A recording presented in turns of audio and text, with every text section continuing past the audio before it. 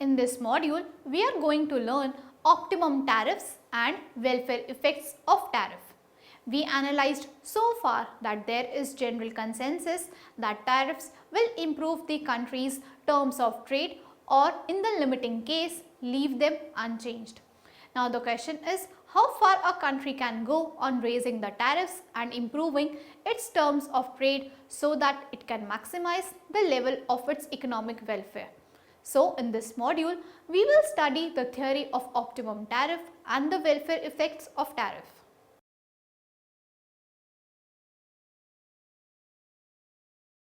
After starting this module, you shall be able to understand the concept of optimum tariff, learn how the optimum tariff is calculated and analyzed, analyze factors which result in the shift of foreign country offer curve, study the welfare effects of tariff in a small country and large country. We will begin this module by discussing theory of optimum tariffs.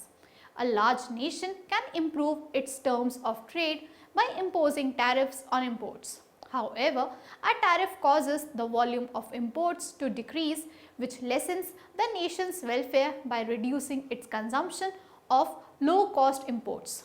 There is thus a gain due to improved terms of trade and a loss due to reduced import volume.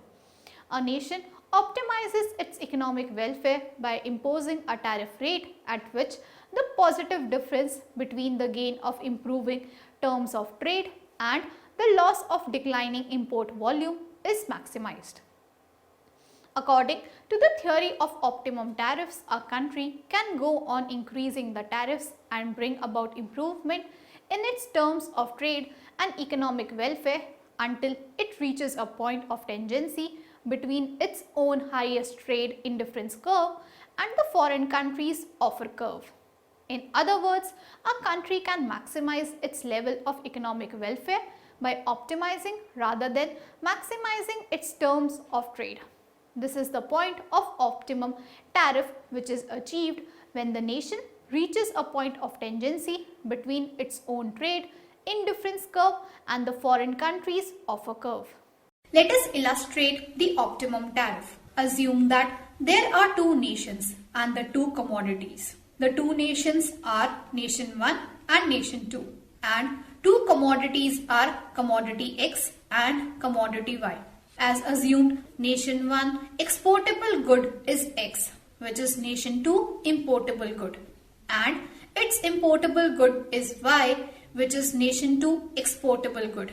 Nation 1 is a home country, which is also the tariff imposing country. As shown in figure, OA is the offer curve of Nation 1 home country and OB is the offer curve of Nation 2 foreign country. In the absence of tariffs, the two nations' free trade offer curves intersect each other at point Q, where the terms of trade are given by the line OT. The point Q, as shown, is the free trade equilibrium position for the two nations. The set of trade indifference curves represented by U1, U2, U3 are Nation 1 curves, which are parallel to each other. It depicts that as Nation 1 moves from a lower to higher trade indifference curve, that is from U1 to U2 to U3, its economic welfare goes on increasing continuously. Starting with the initial free trade equilibrium point at Q, where U1 also passes through, the tariff imposition by Nation 1 will shift nation's offer curve to the left, that is from OA to OA1.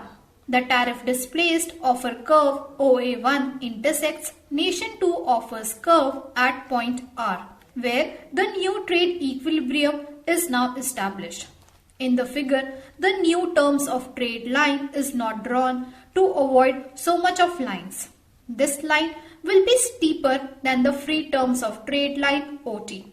At point R, the nation has moved to the higher indifference curve U2, whereas point Q lies in the lower indifference curve U1. This implies that in moving from Q to R through the action of tariffs, Nation 1 has improved its terms of trade and as well as its level of economic welfare. Now again, if nation 1 imposes tariff, then its offer curve moves further to OA2. The new trade equilibrium position is at point H. The movement from R to H raises the tariff, and nation 1 improves its terms of trade and the welfare as the movement of indifference curve from U2 to U3. At point H, nation 1 has reached a point of tangency between its highest trade indifference curve U3 and foreign countries offer curve OB. So point H is the point of optimum tariff, that is the level at which nation 1 has achieved its highest level of economic welfare through tariff action. Now the question arises, what would happen if nation 1 continued increasing its tariff beyond the point H? By doing so, the nation is going to reduce its welfare. By further increasing the tariffs, nation 1 shifts its offer curve from OA2 to OA3. This causes trade equilibrium position to shift from point H to S. At point S, the terms of trade are better for nation 1 than they were at point H. But S lies on the lower trade indifference curve U2 as compared to H, which lies on the higher trade indifference curve U3. Therefore, the movement from point H to S is a movement in the downward direction in terms of economic welfare. Both S and R lie on the same lower indifference curve. Since H was better than R, it implies that it is better than S as well. So, with further increase in the tariffs, the level of economic welfare will be reduced. The optimum tariff point is point H, and until this point is reached, nation 1 can raising tariff as it will result in the improvement in terms of trade as well as in terms of economic welfare of the country. Beyond that point, nation can increase the amount of tariff, but the result would be decrease in economic welfare despite of improvements in the terms of. Next, we will discuss factors affecting shift in foreign countries offer curve. We assume that point H in the above figure maximizes the country's economic welfare with a given setup where the foreign countries offer curve OB rest in stability. But it is possible that the nation 2 offer curve may also shift its location from the original position of OB. Several factors which cause the displacement of the foreign curve are: technological progress could bring remarkable production expansion in the foreign country, which could shift the nation 2 offer curve to the left, such that this new offer curve could attain the point of tangency with nation 1 indifference curve U4. It would result in the superior point of economic welfare as compared to which was attained at point H. Retaliating tariff action by the nation 2 foreign country could likewise shift the offer curve of nation 2 to the right. So, the optimum tariff point for nation 1 can shift away from point H as the foreign country's offer curve shifts its position. Now, we will discuss optimum tariff formula. The exact level of optimum tariff can be calculated with the help of following formula. T is equal to 1 upon E minus 1, where E stands for the elasticity of the foreign country's offer curve and T stands for optimum tariff rate for the tariff imposing country. The magnitude of the optimum tariff depends upon the elasticity of the foreign offer curve.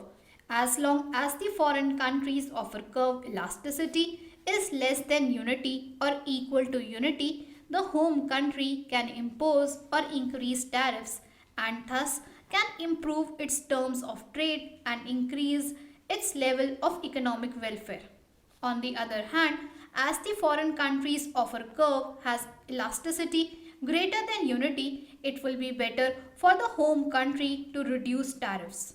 The table proves that as the foreign offer curve elasticity coefficient becomes greater and greater than unity, the optimum tariff rate that maximizes economic welfare will become lower and lower.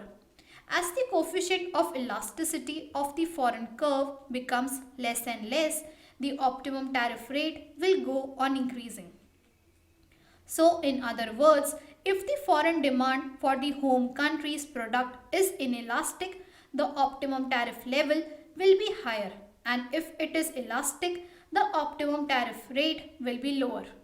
Now we will see the welfare effects of tariff. To analyze the effects of tariff, consider a market in a small importing country that faces an international world price of PF in free trade. In figure, the free trade equilibrium is shown at PF where the domestic demand is given by DF, domestic supply by SF, and the imports by the difference of demand and supply DF minus SF. When a specific tariff is implemented by a small country, it will raise the domestic price by the full value of tariff. So with tariff, the price now rises to PT and the tariff rate will be T, which is equal to PT minus PF.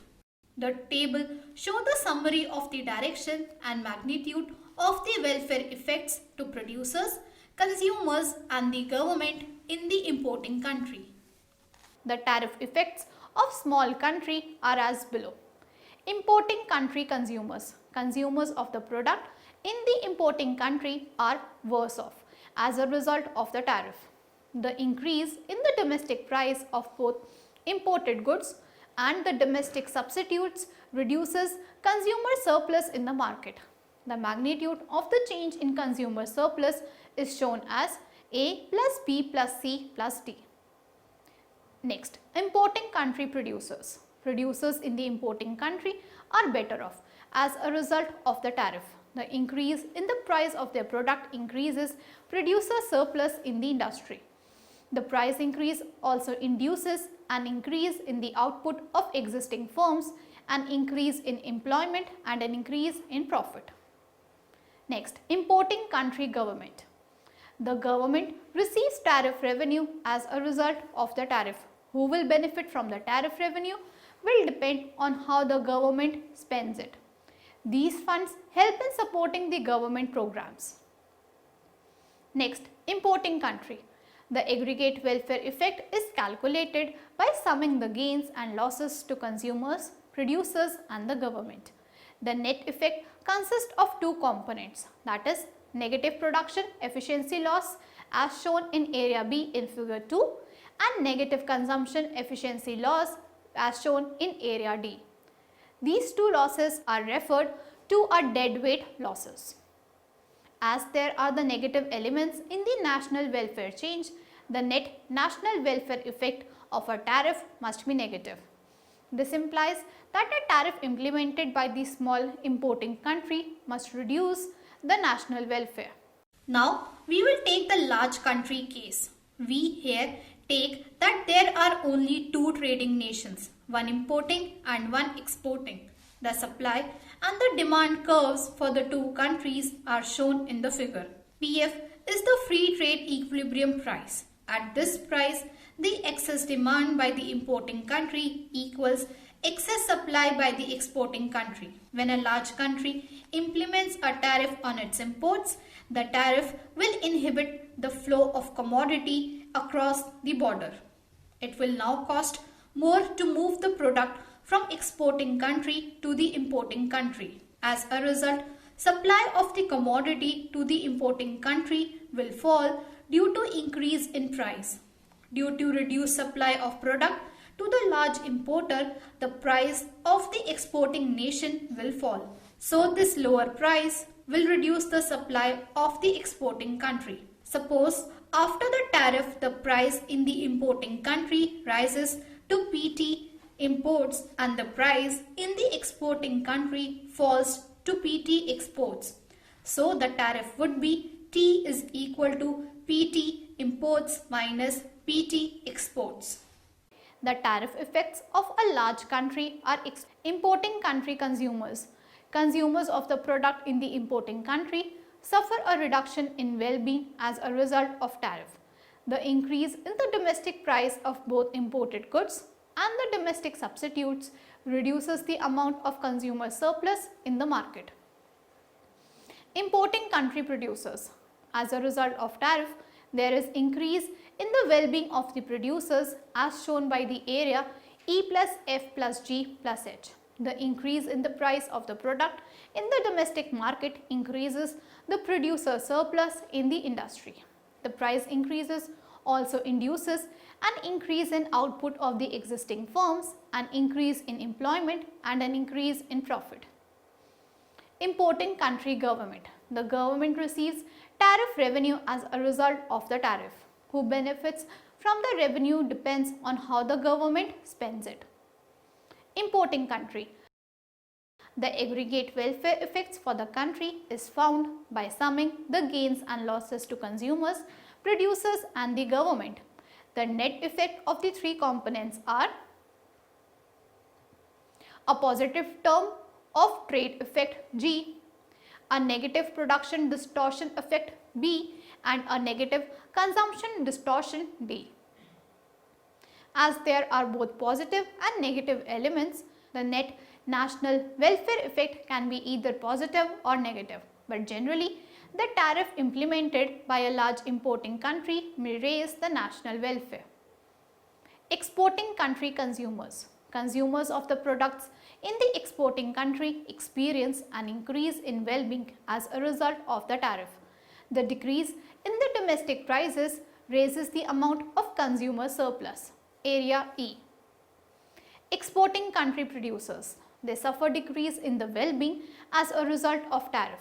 The decrease in the price of their product in their own country decrease the producer surplus. It also results in decrease in output, decrease in employment and decrease in profit. Exporting country government. There is no effect on the exporting country government as a result of the importer tariff. Exporting country. It is calculated by summing up the gains and losses to consumers and the producers. Since all the three components are negative, so the importer's tariff must result in a reduction in national welfare for the exporting country. The table provides a summary of the direction and magnitude of the welfare effects to producers, consumers and the government in the importing and exporting countries. Now let us summarize what we have learned in this module. As studied in this module, a country can maximize its level of economic welfare by optimizing rather than maximizing its terms of trade. So it is the point of optimum tariff which is achieved when the nation reaches a point of tangency between its own trade indifference curve and the foreign countries of a curve. Moreover, we analyzed in the welfare effects that whenever a small country imposes a tariff, the national welfare falls, and so higher the tariff is set, the larger will be the loss in the nation welfare. Whereas the welfare is increased when the small tariff is implemented by large country. However, everyone's welfare does not rise when there is an increase in national welfare. Instead, there is redistribution of income. Producers of the product and recipients of government spending will benefit, but the consumers will lose. And national welfare increases means that the sum of the gains exceeds the sum of the losses across the individuals in the economy.